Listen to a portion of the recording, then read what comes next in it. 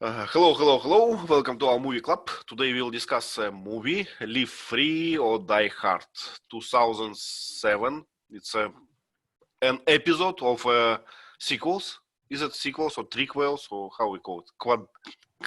Series, just sequels, yeah, a movie series. Movie series, yeah. So with Bruce Willis. And I guess we had part one long time ago, Die Hard, about Christmas event, and this time we choose it by purpose because we wanted something about hackers, but I forgot why. We because of the news, I guess. It was something in the news about hackers, so we have chosen this movie. Okay, let's start with the story. Sergey, did you have a chance to watch the movie? Yeah. Tell us what it's about. Today I watched the video, but it was interesting. Good. Okay, tell us. Let's start with the story. So, what happened? Who are characters? The story about cyber terrorists, and some hackers started to die after blowing up their computers, and one hackers and John McClane have been called his boss, and because he has a GPS Device system. Yes, and he had a task to find one hacker in New Jersey, and he started to find it, and he found him, but suddenly somebody started to shoot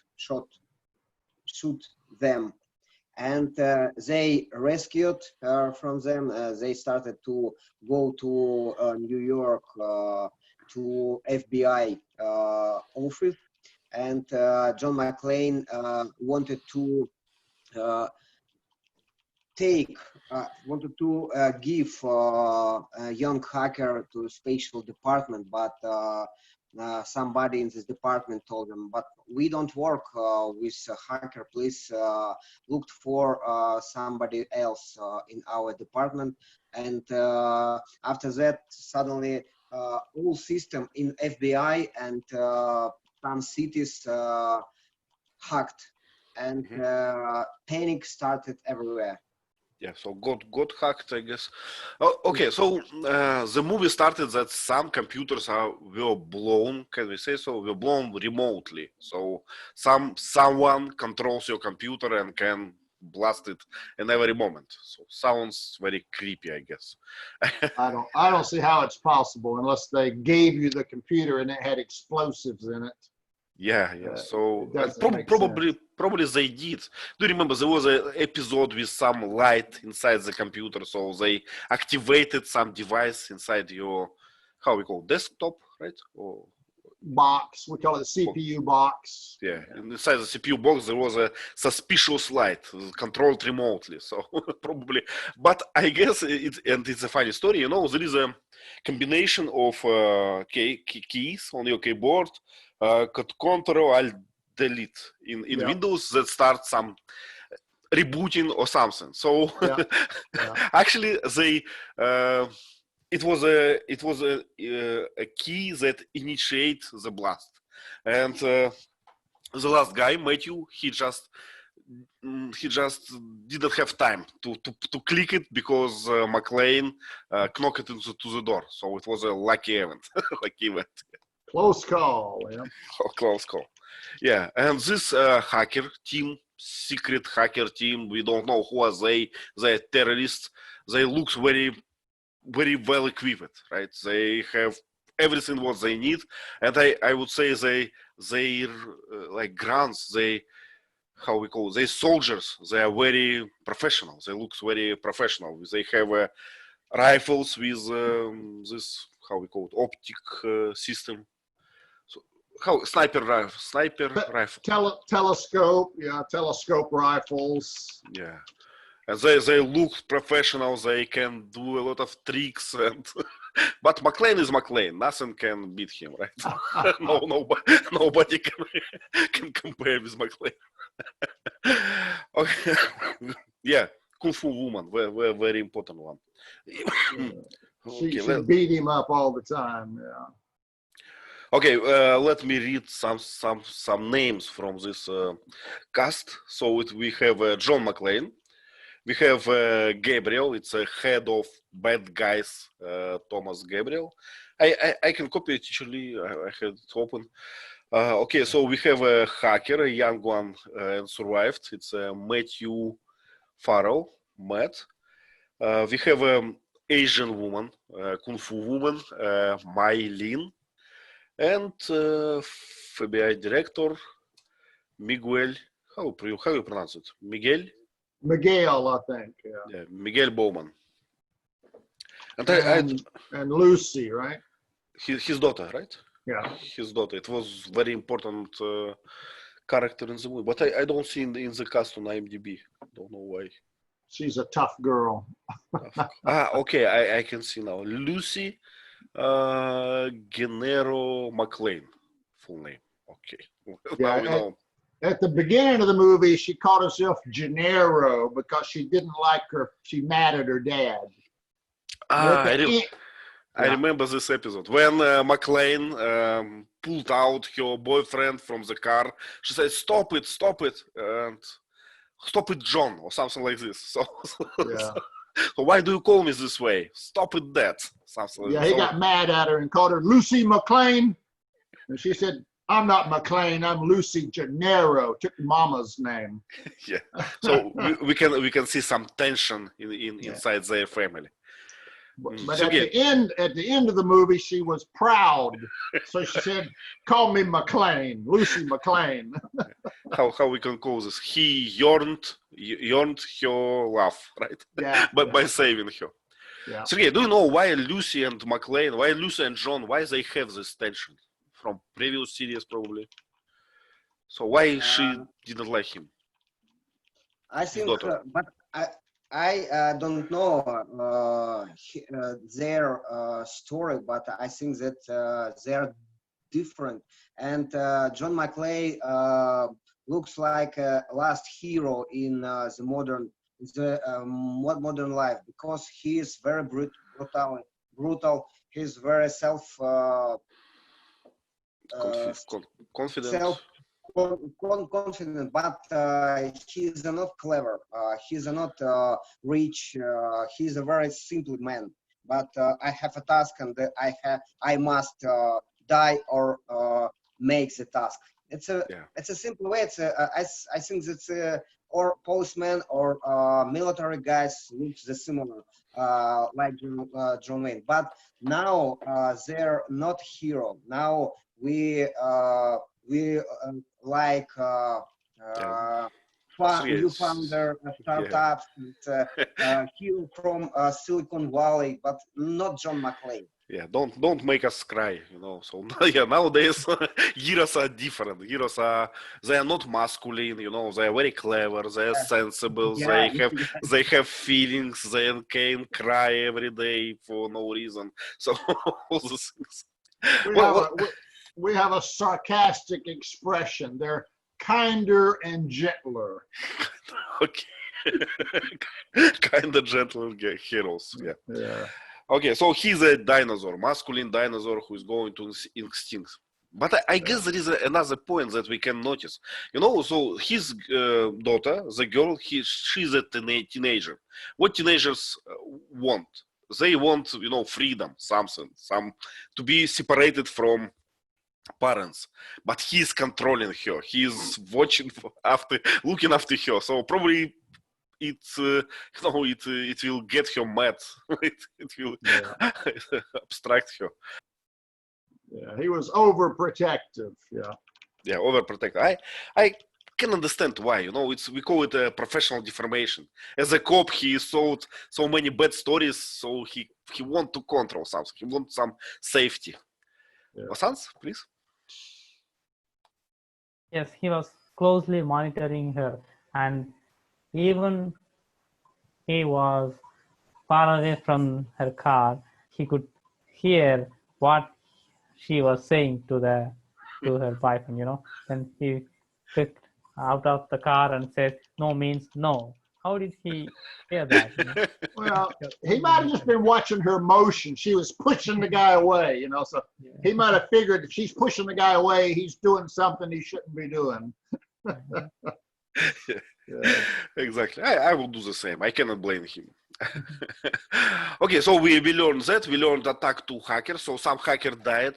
I don't know who are the hackers. The hackers like some civil hacker, someone who works for government or something like this. It's my suggestion. They were just civilian hackers, just, you know, like you and me. Yep. But they do hacking as a hobby or pastime. So somehow the bad guy, you know, using, you know, code words and the dark web or whatever, he was able to contact all these hackers. And they told the hackers, they tricked the hackers. They said, we're a government organization and we need you to, we're trying to test a security system. So we need volunteers like you guys to try to break into our system. And you know, and if you can do it, give us your algorithms so we can protect, you know, government systems against hackers.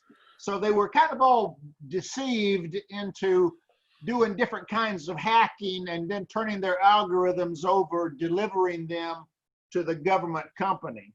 Mm-hmm. And then in return, they were now witnesses to a crime, so they had to be killed one by one. Mm-hmm. You know, I guess the interesting term for that is social engineering. Vasanth, Yeah. have you heard this term before? Social engineering? Yes. Can you describe it? I heard that in an online class about network security. Now, when you are trying to gather more information about a person or a firm, so such social engineering will help you to gather all the relevant information about any entity, you know, Yeah. the email and the address, the phone number, and everything. Well, social engineering, I guess it's a broad term. It includes a lot of things, but it's like opposite to like tech engineering. So you don't have to crack any code, you know, you have to crack your mind or someone's mind. So you just calling someone, your colleague, and say, hello, I'm John, I'm your colleague, I forgot my ID or something, my passcode. Can you give me for a moment? I work in this cabinet around you. So, and people, you know, people, they, what's the word for this? They can trust, they believe strangers, you know, and they, we know many cases how people give credit cards to strangers, and it happens like every minute in our world. So probably what they did was they would say, okay, hacker A, I want you to try to break into, you know, do a denial of service attack. Hacker B, we want you to try to break this kind of security. Hacker C, so they got each guy to work on breaking one specific kind of security. And then when they got all these algorithms, they were able to hack a broad range of security features. yeah, probably those hackers, they were very proud of this job, right? Because they worked for government, for better, Yeah. for light side.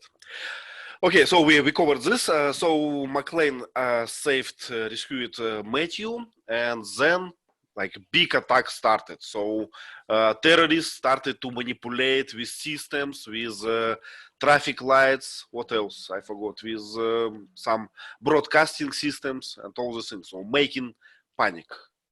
Vasanth, could you please continue from this place, from this time? Which one? When McClane was heading with Matthew to FBI or something, and those terrorist groups started to, you know, to involve to the systems, to traffic lights, to everything. Oh, yeah. Phase 1, phase 2, phase 3. Yeah. At first, they started to turn on all the traffic lights and started to make a mess between the traffic system. So every car, most of the car collided with each other because of the confusion in the traffic lights. Amidst that traffic jam, McClane and the boy the teenager hacker Matthew. Is that Matthew stuck in that traffic jam, and he led him to somewhere. At some point, at that point, a helicopter arrived there, and some unknown people started to shoot at them. McClane managed to get him out of the traffic jam, and he escaped and went into a tunnel, a long tunnel. Even in that tunnel, they started to turn off all the traffic lights and started to open all the lanes on the both end.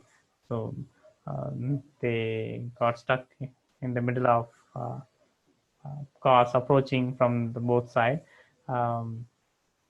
Finally, John McClane again made a unbelievable stunt to crash the helicopter down with his car, and he succeeded. Yeah, he was very, very, I don't know, impressive, right? He can kill a helicopter with bare hands, it seems. Don't need any anything. I like the episode inside this when, this police code. They always say it's a case of 1, 3, 4, 5 or something. So some codes to describe the situation. So it's interesting how McClane used that to understand that they're not real like police manager talking to him. So he said something like, "Today is a hot day. There are many," and then some code like 73.5. Am I right? She said, "Yes, a lot of them." And it was a code for public nudity or something. So it was pretty interesting for me. So he used kind of tricks and you can say social engineering his way. Yeah, what saved their life here was the police dispatcher telling the police where to go and what to do was this female voice. Mm-hmm. And he had heard that voice before in his hacking plot. So he said, wait a minute, I know this voice. This is the woman that I was working for to hack into the government. So that allowed McClane to know that she was giving the police false directions to get them killed. So that probably saved their life. Yep. It's a good observation from Matthew, who saved their lives. Yeah. Okay, so where we stopped, we got known this FBI director, Miguel, right? Mike, I forgot how. Yeah, just call him Bowman.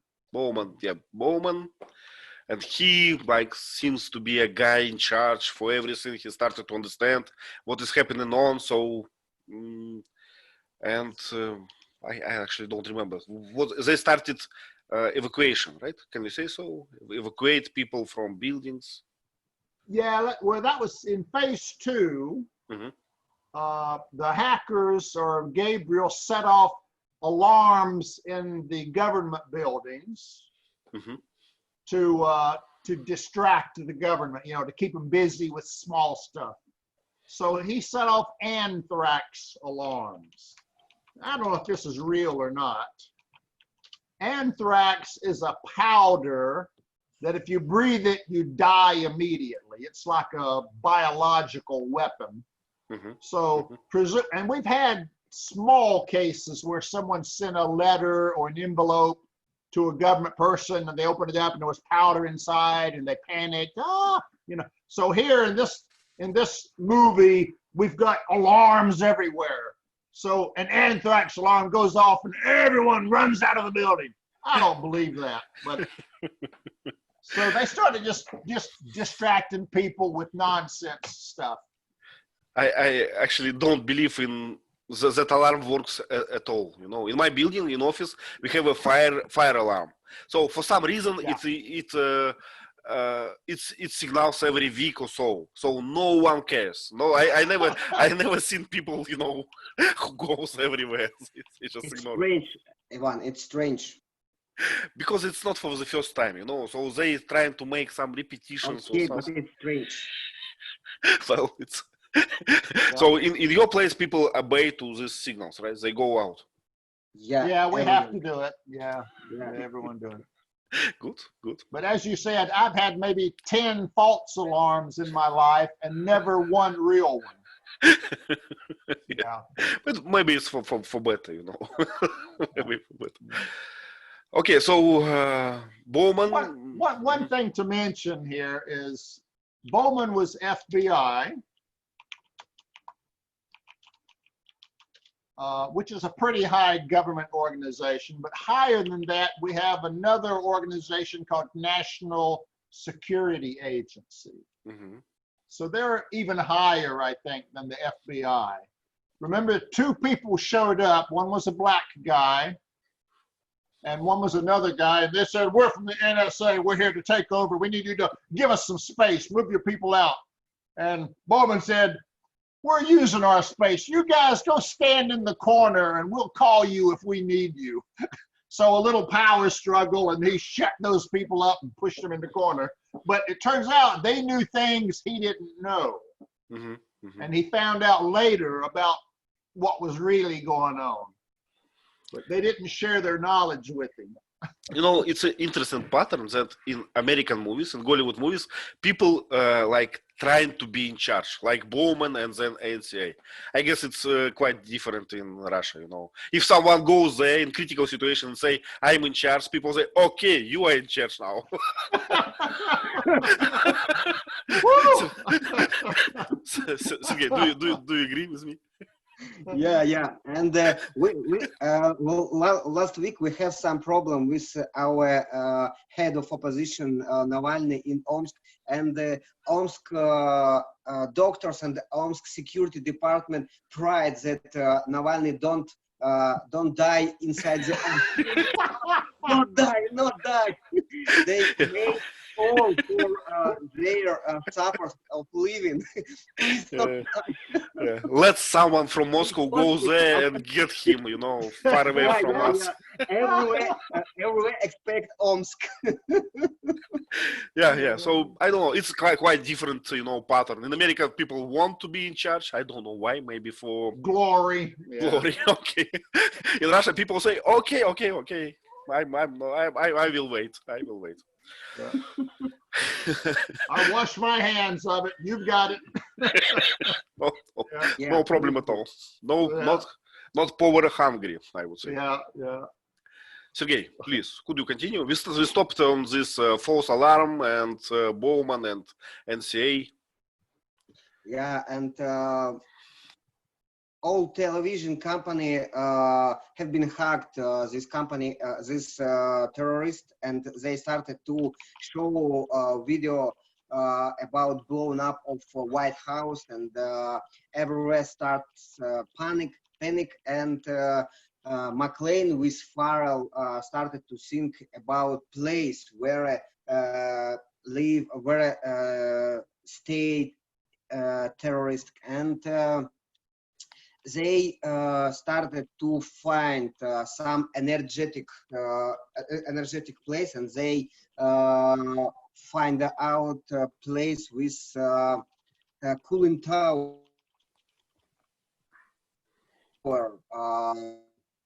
in Baltimore, maybe.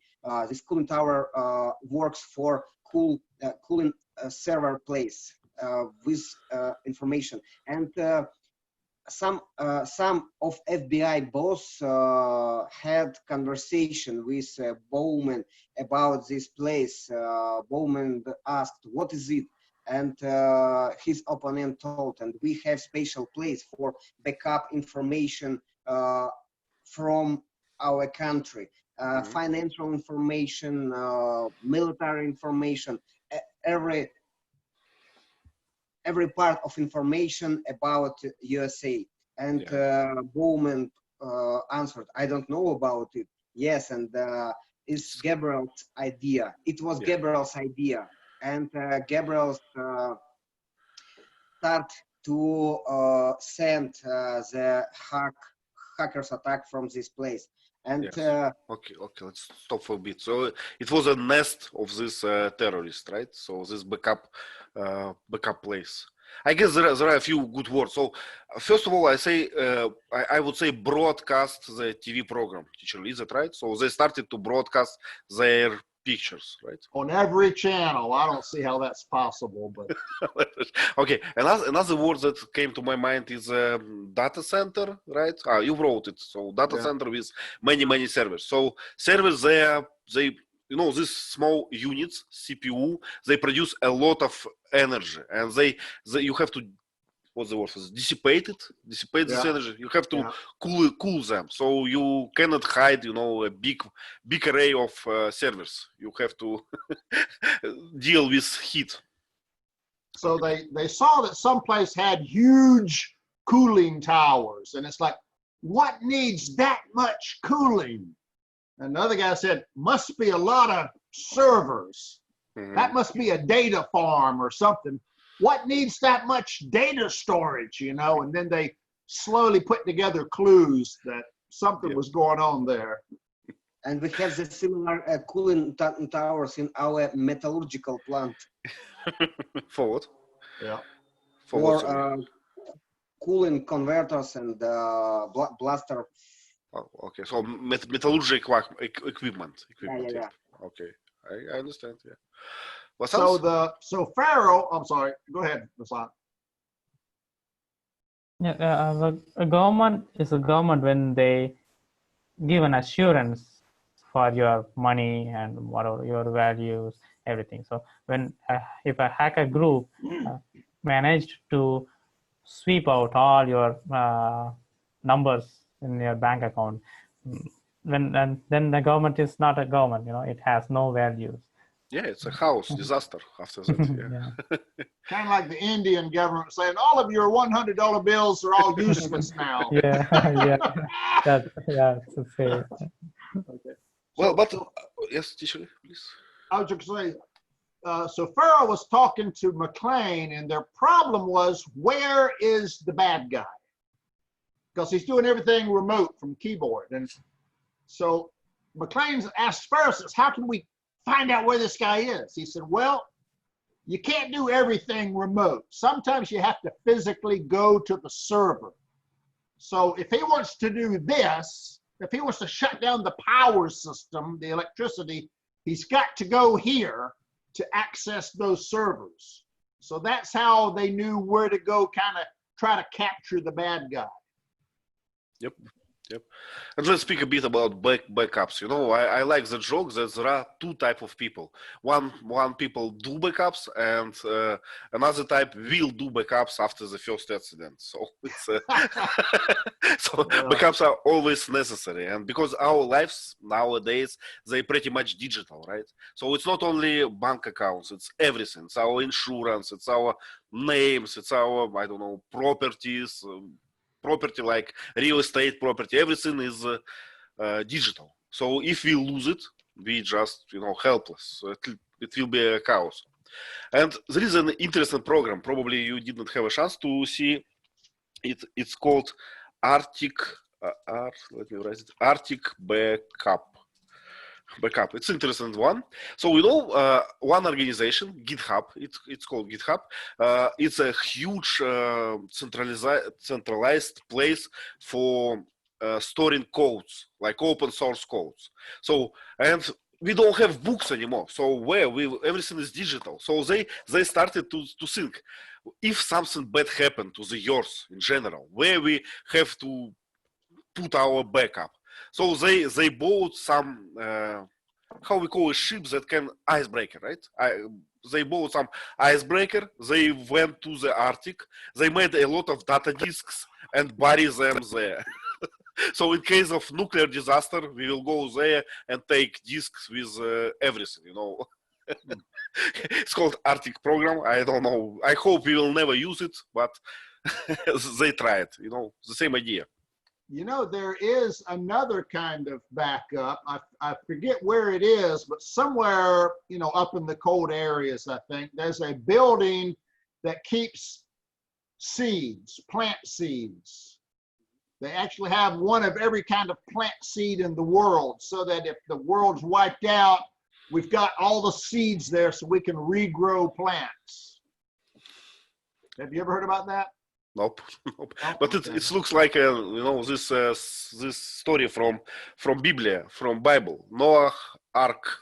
Yeah, it's kind of like that. There's a real place that just keeps plant seeds in case of extinction. I guess it's a good idea, So, but the problem is that we cannot put living animals there, right? Like tigers Right. or humans, let's say. And if there are people alive, one, they've got to know that place exists. Two, they got to have the technology to use it. A lot of ifs. Yes, a lot of ifs, right?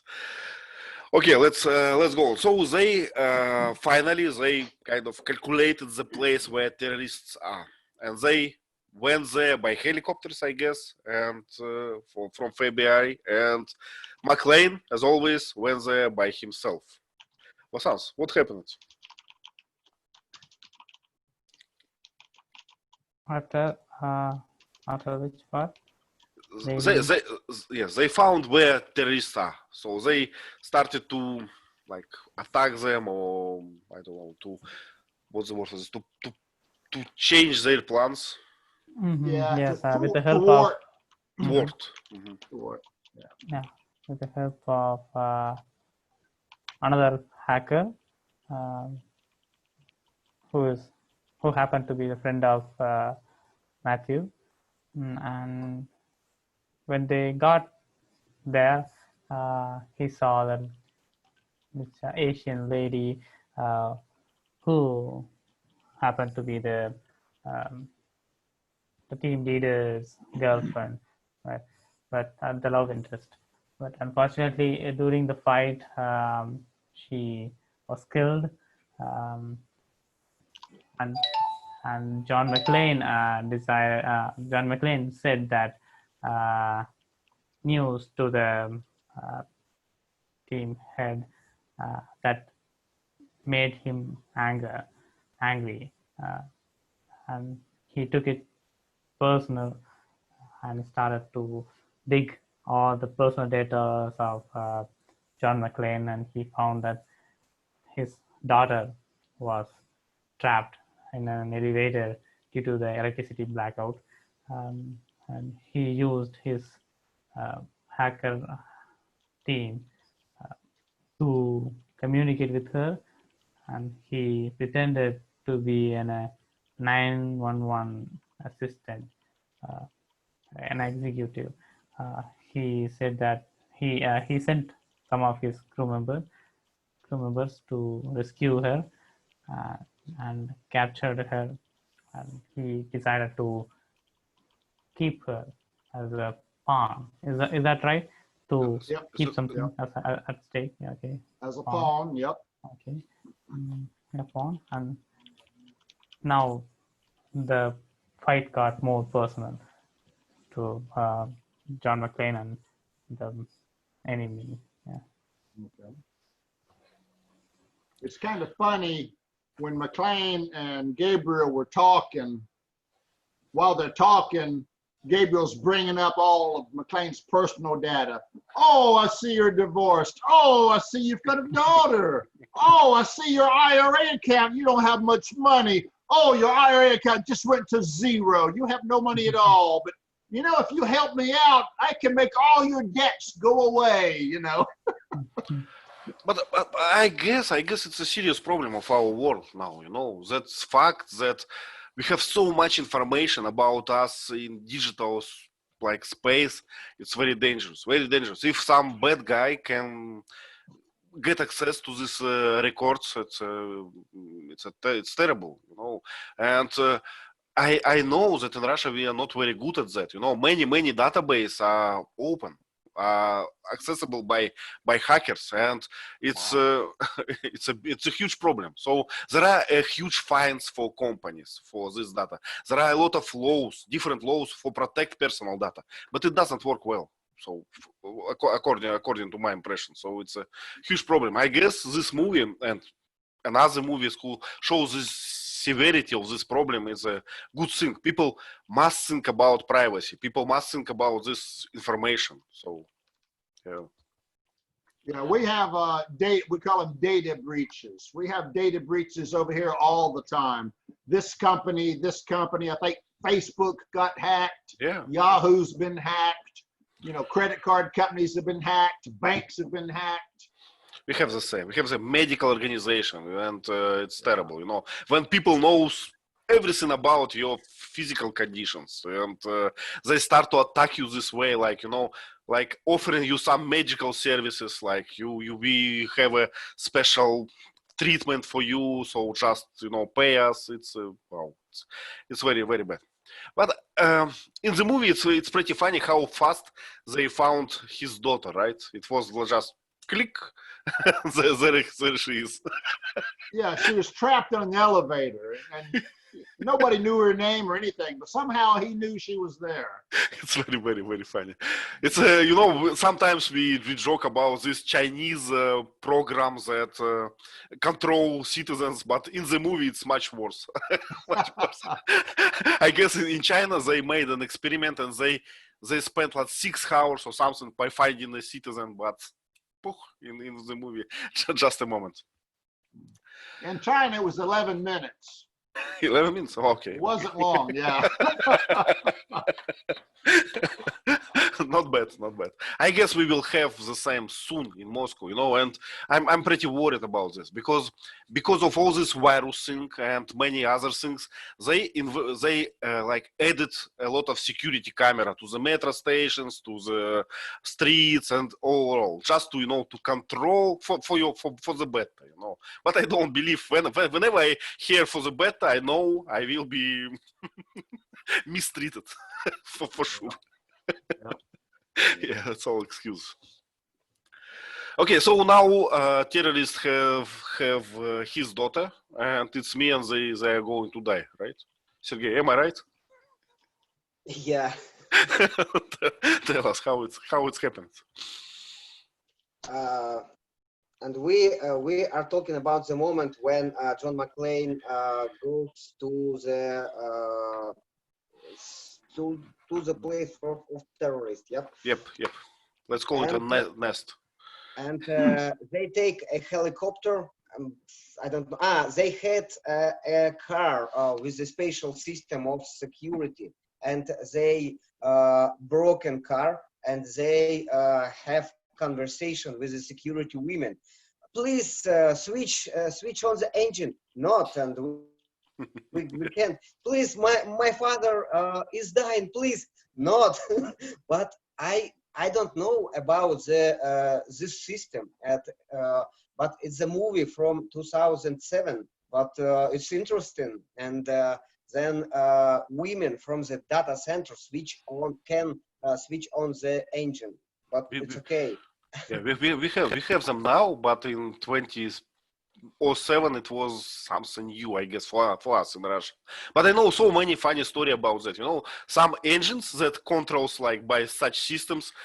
In Russia, we have a lot of what we call white spaces where there is no signal from, you know, from mobile networks or something.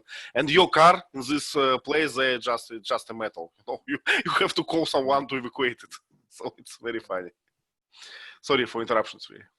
Yeah, and they were traveling to this data center, and they go to one cooling tower, and they have sent an alarm signal to FBI.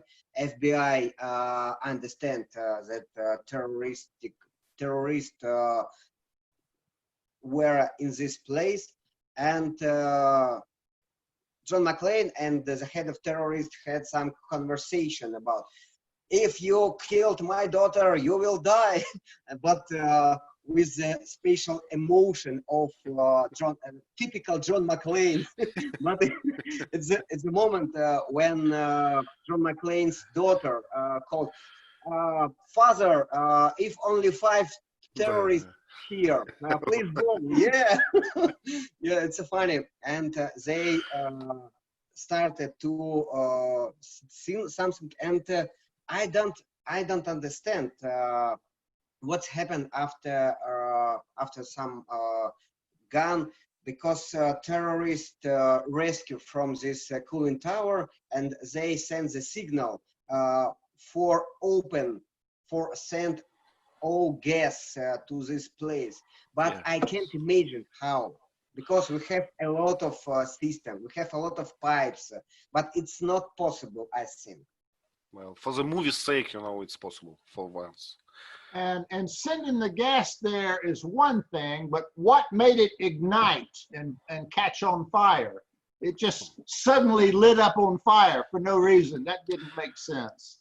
But we can say it's, you know, a lot of pressure there. So pipes eventually got broken, and it was a question of time, you know, when it ignited. We have a lot of stop and security system for controlling gas everywhere, and we have several stages of controlling, but it's all absolutely automatical and mechanical. But It's mechanical, it's impossible. right? But maybe not in America. You know, so what is Sergey talking about? That, you know, in Russia we have a gas in every apartment. So in every apartment we have a pipe from a central gas system. So, and it's really all mechanic. So if you know, drill your pipe, it will be like, what's the word for this? Cut. It will be cut automatically somewhere else, and you cannot control it with just, you know, no reasons, no ways to control it. Well, they're talking about more major pipelines, you know, to route, you know, huge amounts from different parts of the country. So they're not talking about little small pipes. They're talking about huge pipes that are probably electronically controlled. Probably, yep. But still, to be able to do an unsafe thing like that, usually there's interlocks that prevent you from doing stupid things. Yeah, there must be like few control centers that should be like in agreement of doing the same situation, like in nuclear power station, right? So you cannot just blast it. Okay, if something goes wrong, I decided to blast the station. Yeah, it's like airlock doors. When you got two airlock doors, you can't open both at the same time. They're interlocked. Yep. You open one, and this door won't open until I close this. Then I can open this. I can't open both at the same time. There's a mechanical interlock. So some of those safety systems have to have mechanical interlocks or something to, you know. Yeah, but they are hackers, right? They can do anything. Yeah, yeah.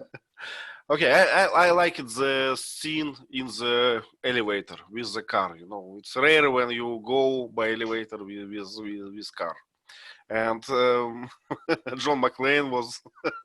Yeah, that didn't make sense. A parking garage where you can go up, and there's the wall of the control room right there, and you can just drive through the wall of the control room. What a design! No concrete wall, just glass wall. It's stupid. So if you just take a, you know, something huge, a truck or a tank, you can breach whenever you want. Yeah. Okay, but what else we forgot? Okay, let's go on. Okay, Sergey, we forgot the brilliant moment of this movie when the aircraft start to kill the track. It's a brilliant moment. I can't imagine how the aircraft could to stay on the between two bridges. It's a, but I understand it's impossible, but it looks like very expressive for me. Impressive, yeah. It's interesting moment, yeah.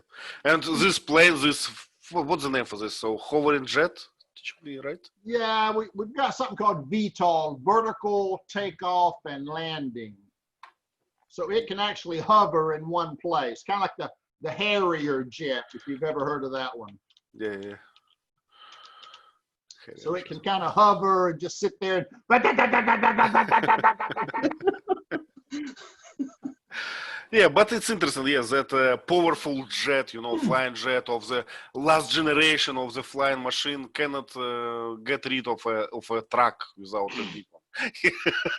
Probably it can destroy, you know, a big battleship, but not a truck. Yeah, it was like a 3-level highway, so he kept hiding behind support columns, you know. But that one point where the truck kind of tilted over and he's going, I don't believe that. But it was interesting. Big truck, you know, it was an action scene, good action scene. Okay, so if we cover that, Vasanth, what happened after McClane killed? You know, he killed a helicopter. He killed a bunch of terrorists. He killed flight jet. What was next? In next episode, we will see how he killed a battleship, I guess, with bare hands. About war. After the episode about this truck and flight jet. Yes, and he.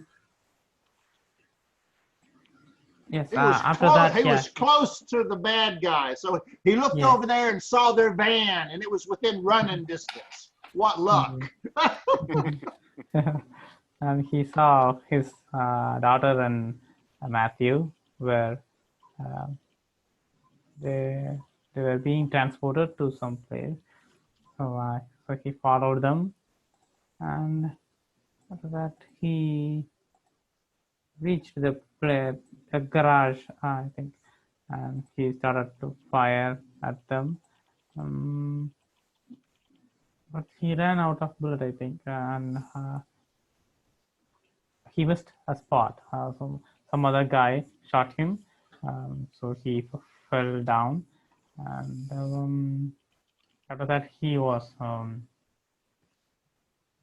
captured by the Gabriel.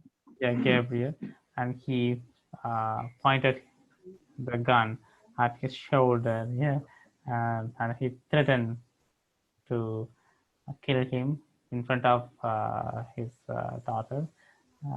But John McClane decided to pull the trigger and shot himself so that the bullet can go through his flesh and shot Gabriel, and the tactic worked. Yeah, it was a very well decision, and it was a good ending, a happy ending. So at the climax, she had a good feel about Matthew, and Matthew also asked about his daughter. Yeah, 5 seconds romantic story in the movie. You know? there was good teamwork here. Yeah, there was good teamwork. The girl grabbed the guard's gun and in the holster and shot him in the foot, so that distracted him. McClane pulled the trigger and shot himself and the guy behind him, and then the kid Matthew grabbed a gun and shot the guard. So it was like a coordinated team effort there. They each took out, they each had a job to do, and they ended up killing them all. Yeah, but what Gabriel did, it's something strange, something pointing to yourself a gun, it's something strange, so it's like this, So. Yeah.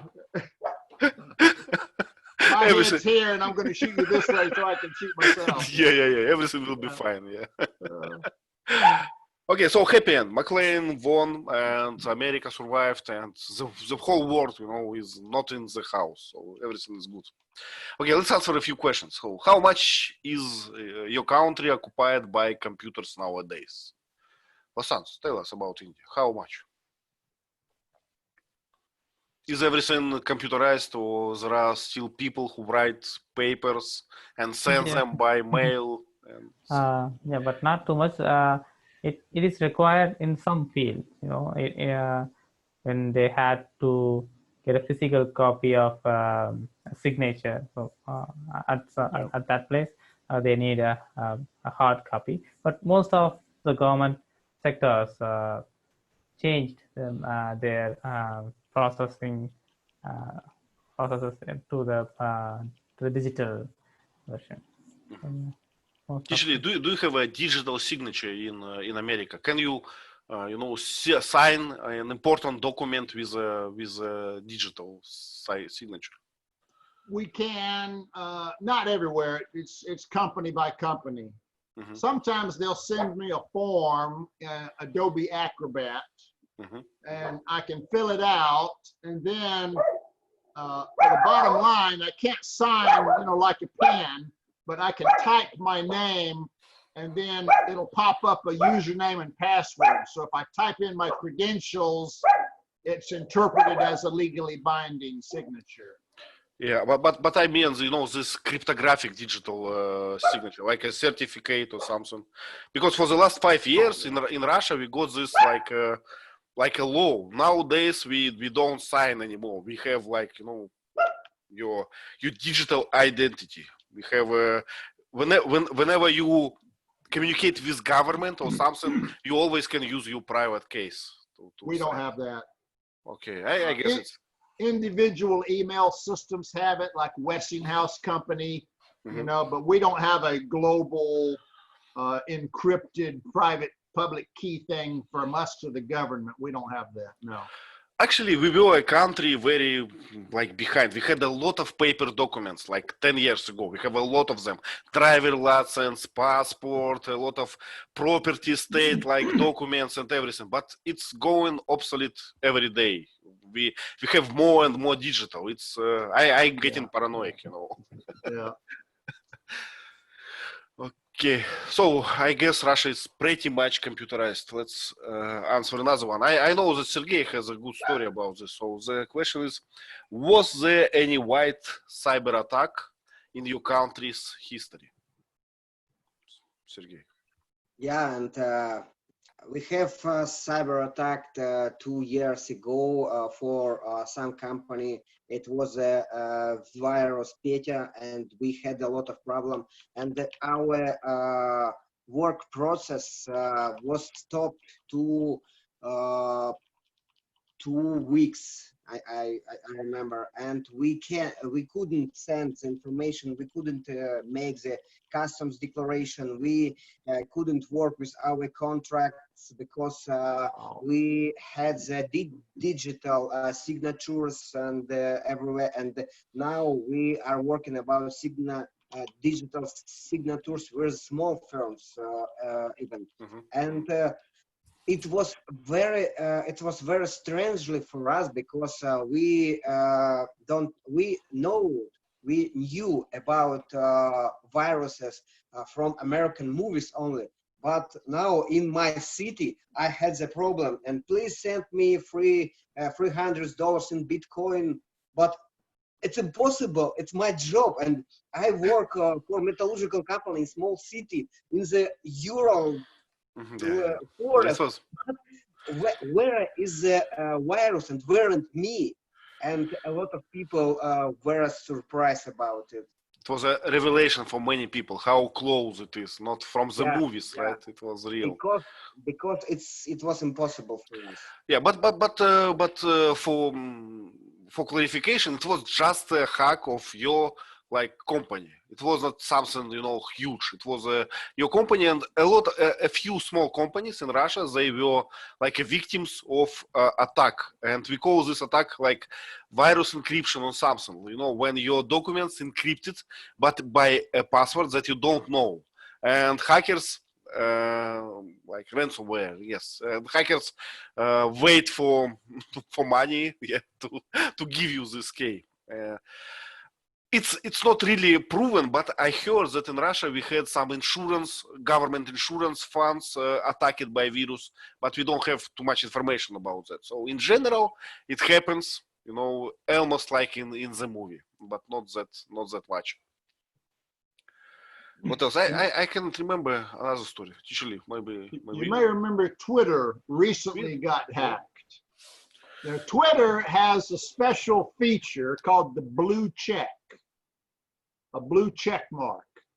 If you're a blue check mark, that means that Twitter has verified your account and you are the real person. Messages from a blue check account are guaranteed to be from that person. And they took away Trump's blue check because he was too toxic. But other people had blue checks. So what the hackers did, the hackers hacked the blue check mark accounts just to put salt in the wound that you say you guarantee these messages are from these people. We just took over their accounts and sent out fake messages in their names. So your blue check program doesn't mean squat, you know? So that was pretty embarrassing. You know, in IT we have a term, it's called post-mortem. It's mean after the situation, when you investigated everything, when you understood all the reasons, all the chain of events, you write a special like document, how it was made, who is in charge, who made it possible, and everything. So post-job brief, right? So post-mortem of Twitter, I've seen it, and it's interesting document. But in general, there is no too much hacking. It was a social engineering hack. So in Twitter team, there was a guy who had an access to many accounts.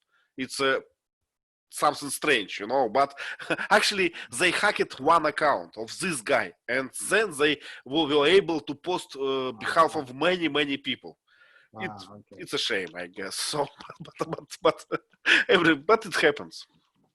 It happens. Okay, so yes, they hacked the administrator account who could go to other accounts. Yeah. Yep. And Twitter could not fix it fast because there were like bunch of admin accounts, bunch of them, a lot of huge team, and they did not know who exactly was hacked, and they started to change all the passwords and credential system. But it took like a few days, I guess. So it was it was a strange system. Now, there was one case one time where some kid in Australia actually almost shut down the internet. He did some kind of an internet attack. And they traced it to a kid in Australia. Nice. Yeah. You remember that one, Ivan? Well, you know, the internet overall, it's a pretty fragile system, I would say. Pretty fragile. Because it was built in 1980 something, and at that moment people don't think much about security. They did not take it to account. They don't think about hackers. They didn't think about hackers. So it was pretty much trusted system. It was like, and we call it BGP. It's border gateway protocol.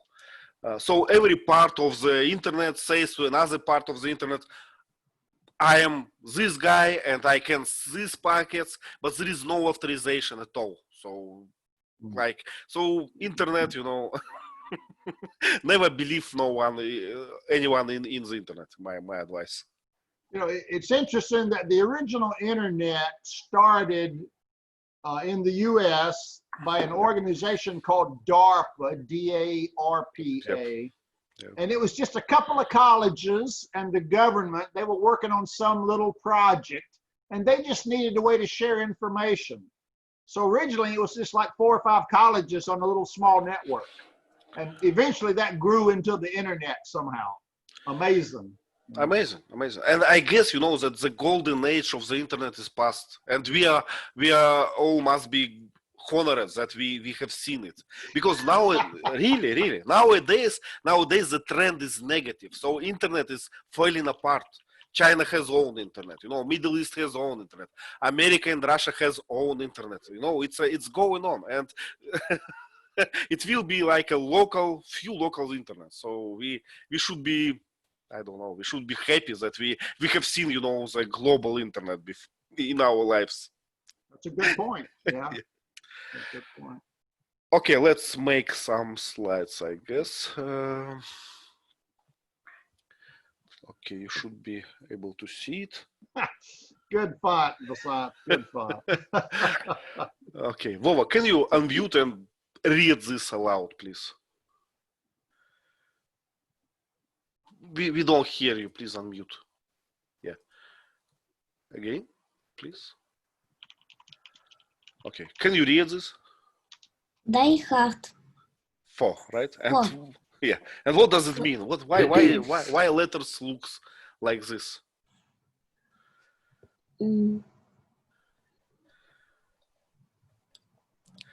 Because someone shoot from the gun, right? Puch, puch, puch, puch to these letters, and letters try to escape this gun, to dodge them. Right? we call them bullet holes. Bullet holes, yeah. So it's a holes, you know, this holes from bullets. Someone shoot these letters, I guess. Okay, let's start from this one. Vova, what can you see on the picture? John McClane. Who else?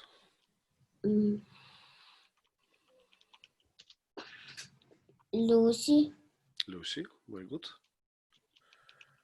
Car. A car, yeah. So it's a episode from the very beginning of the movie. It's a scene from the very beginning of the movie when John McClane looked after his daughter, and it's a boyfriend of the daughter, and they discussed something. I don't know what. So, but it shows us this overprotecting thing and tense in the family. Okay, thank you. I don't think there is many things to describe. Let's go to another one. Vasanth, could you please? Yes, this is Matthew's home, and John McClane was assigned to get him in person, and he visited his place. Initially, he changed. How to say that, he lied about his name, but his friends unfortunately revealed his original name, and John McClane got permission to search his place. And we can see a lot of things in his room. He is working on his laptop, and there's a table fan and a table lamp. A lot of sticky notes on. Yeah. Can you see this small figurine or statue on this? It looks like all the hackers, especially, they have to be, nerds. They have to be Comic Con guys and all the things. We forgot about this guy. What was his name? The guy with radio in the basement of his mother. Do you remember? The fat one. Warlock. Warlock. Yeah. Like a wizard. Yeah, Warlock. Yeah, he had a lot of small figurines as well, as far as I remember. Yeah. I don't know why it's kind of related. Why IT guys should to be nerds. I don't know why they should to follow this culture, I guess. I don't know. The Warlock had a figurine of Boba Fett. Boba Fett was in the Star Wars movies, and he was a bounty hunter, an assassin. Okay, is it a bottle on the table? I guess so. It looks wine bottle. I don't know. No, very unusual design. It's very round or something. Okay, let's go forward. Sergey, could you? Yeah, there is a FBI center, but with the special control panel with a lot of screens and the head of screens and some tables with computers and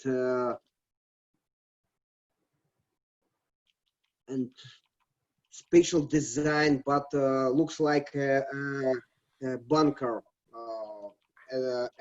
above the ground, without windows, and the brown walls. Well, it's what is interesting for me in this design. I don't see that much, that there is a kind of a part of the room that on another level, on the top. That's kind of weird, like they're worried about flooding or something.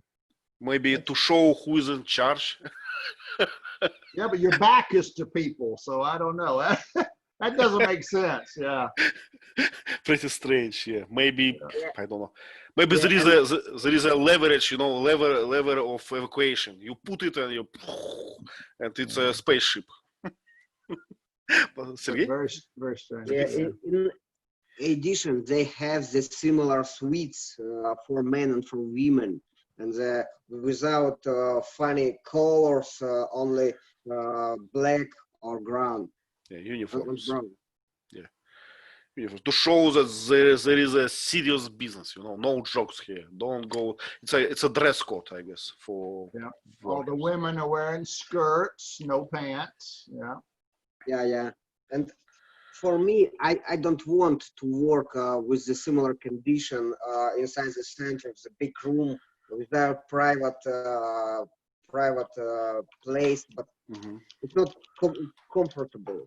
Well, we call it open space, if I'm right. Open space. Yeah. Open space. Now it's very like I can't find a good adjective. I think it became popular, but I think now it's losing popularity. Yeah, it's kind of it was on a peak. Now it's going down. Yeah. But I understand why Sergey is so upset, because in Russia we never had that. It was never popular. We had always like small cabinets, small rooms for work for at max, three people at max. Yeah, not in our company. On the other hand, we have the head office with the open space, and when you start we as a director and the one type of profit in the separate office with the glass wall. Yeah. Yeah. I don't like open spaces myself, and I have this in my office, and it's terrible. It's terrible when your colleague starting to make a phone call, you can't concentrate. So I always have, you know, 2 sets of headphones on me just to, you know, to protect myself. Yeah. Okay, let's go on. So it's Director Bowell, and he's watching for broadcasting something. That was, if you watch the broadcast, what they did, they took speeches from various presidents. Yeah. And put them together real quick so that it made a sentence. So you saw Nixon, you saw Clinton, you saw Reagan, you saw a bunch of old US presidents. That was kind of nostalgic. The thing that grabbed my attention is on the wall. I can see it's a headset on the top, I guess. But what is above this headset, I cannot recognize. It looks like strange device. A leather bag? I can't tell. I don't know. Yeah.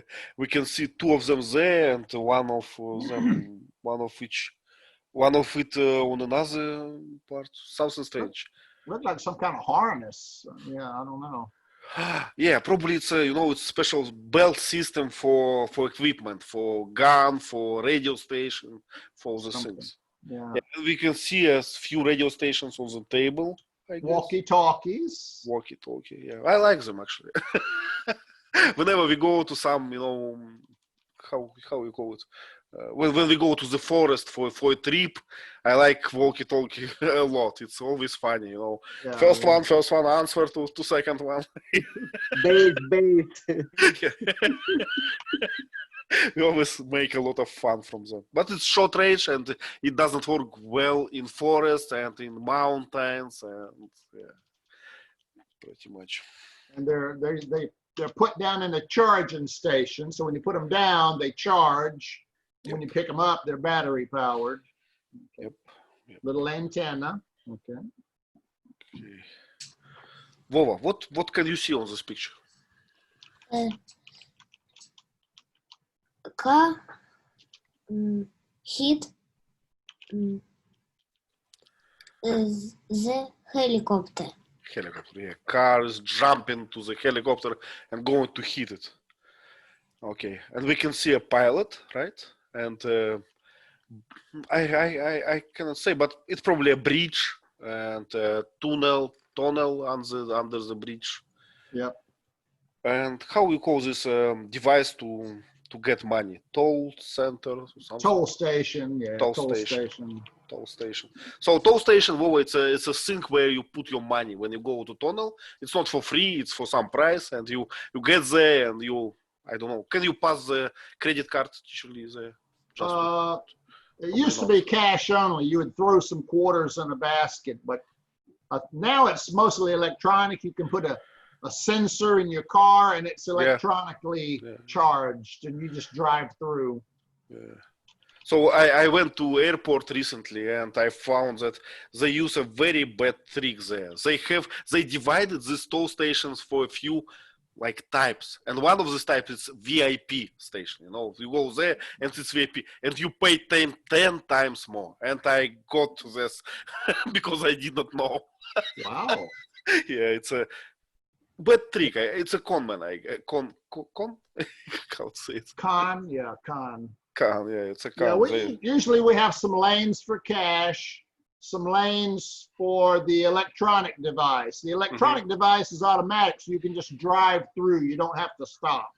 Yeah. But if you don't have one of those, then you got to stop and pay cash and get change back. You're a pain in the butt. Yeah. I guess my impression is that we don't have cash anymore in Moscow at all. If you stop like 100 people, no one have any cash. They all pay with your phones and bracelets and everything. You know, NFC it's called. Technology. Wow. Okay. But it was different 5 years ago, so it's changed fast.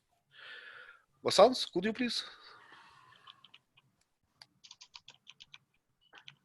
This is when they telecasted, when they hacked all the television networks and displayed a single footage on screen, and it was an image of a video clip of the White House. I said the White House. It's really the Capitol building. My mistake. Okay, so the Capitol building, and there was a caption on at the bottom of the screen, and it looked threatening to the citizens, and unexpectedly the building was exploded. But the building exploded into pieces.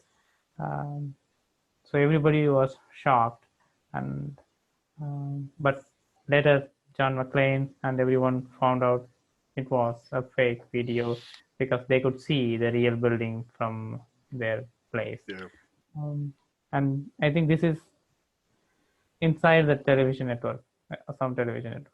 They are monitoring all the screens and deciding what to display. You know, because of design and because of this walls, I can guess that it's kind of a governmental. It's kind of a government building, not a TV like company, because TV company would not have some posters at least on the walls. Yeah, some kind of intelligence monitoring station or something. So how can we call these guys? They're sensors or something. They're monitoring. I would just call them monitors. Monitors. Okay. Whatever they're monitoring. It's a pretty poor setup. I mean, it's blah. There's no decoration. The wall over there looks kind of concrete with blisters in it. It looks like a pretty lousy place to work. Yeah, just imagine sitting here for 8 hours every day. It's a suicidal environment, I would say. Yep, shoulder to shoulder with everybody. Yeah, I'm doing what when watching TV, right? Yeah, just watching. Yeah. It's funny. Sergey, please. There's a garage before starting the terrorist to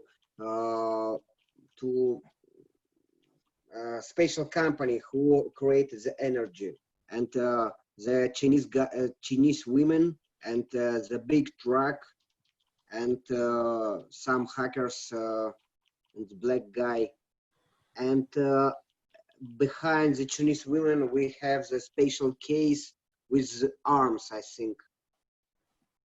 And we can see the old type of trucks with not modern, with the container. I think that 20 pounds container. Teacher Liv wrote in our chat before that it's a semi-truck. It's a truck without, I guess. Yeah. How we call it? I don't know. Teacher Liv, what is the difference between semi-truck and truck? Well, a semi-truck are the 18-wheel trucks. that have a cab and then a trailer that they pull. Mm-hmm. Usually you can see here by the front door, there's an exhaust pipe that goes up for the smoke to come out. Mm-hmm. And underneath the step, there's a gas tank. So usually it has two large gas tanks. It's just for carrying large loads, heavy loads. Mm-hmm. How we call this, rear part of this of truck, not semi truck, but truck. Rear part is a container, or how we call it, where Well, you that- put you. Mm-hmm. That's part of a semi truck. We call it the trailer. Trailer, okay. The front part's called tractor, so it's a tractor trailer. Mm-hmm.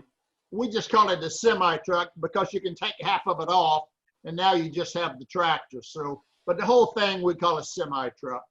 I see. Okay. Tractor trailer, 18-wheeler. And for a short truck, where you put your cargo, how you call it? For instance, some concrete or something. Is it a trunk? No. You're talking about a cement truck. Yeah, well, I mean a truck.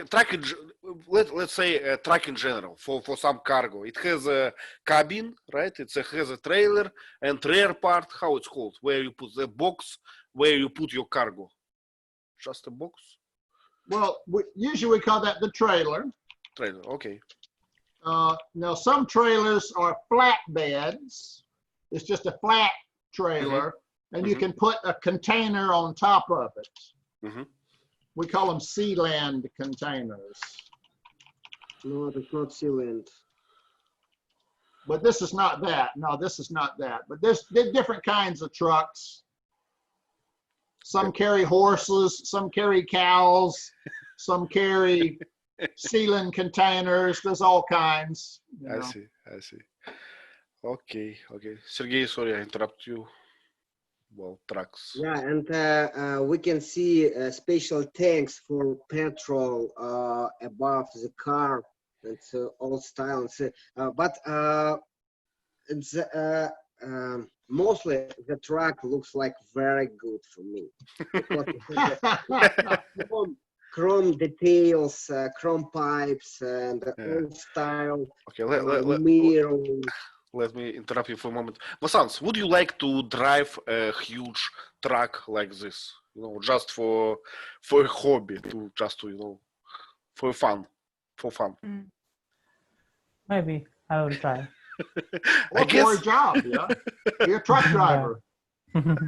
I guess I would be happy if I had this opportunity to drive, this truck with, I don't know, 100 tons, and just to feel this power, you put the, how we call it, accelerator, and it's slow to accelerate, slow to stop, dangerous on a curve.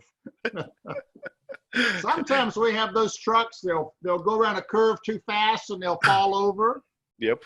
Sometimes our highways have a ramp that goes off the road and it goes uphill and it stops. And at the end, there's some big soft bumpers. Mm-hmm. So if your brakes fail, coming down a hill, if your brakes fail, you can drive up this ramp, and going uphill will slow you down. And at the end, you'll hit rubber soft things that'll stop your truck. Yeah, I guess we don't have it in Russia, but in Russia it's quite different because we like trains, and we have reasons for that, because our roads are bad and we have winter, and in winter it's ice and it's very hard to manage all this. I don't agree, man. I don't agree. Please tell us the truth. And our market department made the special report about development of trucks delivery system. And we have the problem with rail car system, because we have the government company RGD, and we have a lot of problem with them. The first problem is the very slowly process of delivery from point A to point B. And the truck very fast opportunity to deliver. It's more expensive, but it's more fast. It's faster. Yeah, so it's an alternative to railroads, and I know why. Because railroads, they are monopoly. They belong to government, and it's mean whenever you want from them, you will wait for months, right? So you call them, they say, okay, we see your case is urgent, so call us in February, okay? So something like this. Our railroads are private. Yeah, it's different. Yours are owned by the government, huh? Not like 100%, but like 15%, 50% or something. But anyway, it's very different. You know, Russia is very like long, and you have to donate money to railroads just for them to exist, because it's they always said we are don't earn enough money to exist. I guess I can check it, but I don't believe it. Okay, so I would like to drive a car. Okay, it's a scene when they stole a car with social engineering, and we can see airbag because airbag worked. How is it worked actually? Airbag worked because Matthew hit the car. Yeah, if you have a collision, if your car suddenly stops, there are sensors in the car that will assume a collision, and the steering wheel has a little explosive device, and it'll blow the steering wheel cover off, and then the bag will inflate within like 0.1 seconds, hit you in the face. Sometimes it actually cloth burns your face, and then it deflates. Yeah. So he banged the front of the car, and I'm not sure it's that easy, but in the movie, he hit the front of the car with something and popped out the airbag. Yeah. Actually, I don't remember this part. Looks like a hospital to me. This is a hospital when the power went out. Okay, let's skip it. The blackout. Yeah. Let's find something.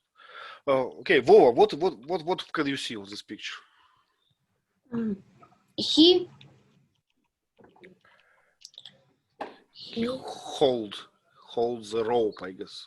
He hold the rope. And we can see a car behind him, right? In the bottom, it's a car. And all this, it's a elevator, it's a lift elevator, and it's elevator shaft. Hanging by a rope, steel cables. You know, it's been my experience that steel cables like this in an elevator shaft, I believe they're lubricated. They have grease on them so they don't rust. Yep. If he were to grab that, he would just slide right down. You know, you can't, it's lubricated, slippery. You couldn't grab it and hold. But from my experience, if you grab a steel cable, your hands will be damaged a lot. You got little splinters, little pieces of steel sticking out. Yeah. It's not smooth. Yeah. So it's not plausible. Yeah, I'd be scared to death to grab a cable like that. Golly. Probably. Okay, Warlock. Vasanth, could you find something there? Yes, this Warlock's room where he stays all day and eat and code. And we can see a lot of miniatures of Star Wars characters and some drawings on the wall. And we can see a lot of electronic stuff around him. I don't know what he is doing with that radio transistor. Radio system. It's for the bad day, for zombie apocalypse, I guess. This radio station. I can recognize 3 movie things. On the right, you have Boba Fett from Star Wars. He's the bounty hunter, a hired assassin. In the middle, in yellow, under some Chinese characters, that is an intelligent gorilla, and that comes from the movie series Planet of the Apes. Have you ever seen Planet of the Apes?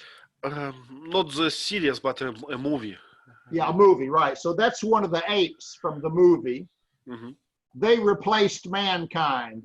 They grew up and overthrew mankind. So the apes took over the earth and mankind became slaves to the monkeys. Yeah. And then on the right, on the left behind Farrell, you'll see a little short Obi-Wan Kenobi. He was a Jedi in the Star Wars movies. Yeah. Let force be with you. Yeah. Yeah, so. Okay, but this Warlock is kind of a funny character. He has a radio station. He has his cabinet in basement of his mother's home, lives with his mom, yes. And this armchair, it looks like his bed and his working place is everything for him. He never leaves it. They've got some chairs you can buy. They're called gamer chairs. Mm-hmm, mm-hmm. And you can lean back and lay down, or you can sit up. It's got a stand for your computer to sit on. It's got coffee cup holders. It's like a little pleasure station, you know. Headset vibrates when you have a tax, you know. Pretty thousands of dollars. Yeah, very funny. Yeah, He a doesn't have one. future of humankind, right? We will all sit in such armchairs and waiting for you from Facebook or something. Yeah.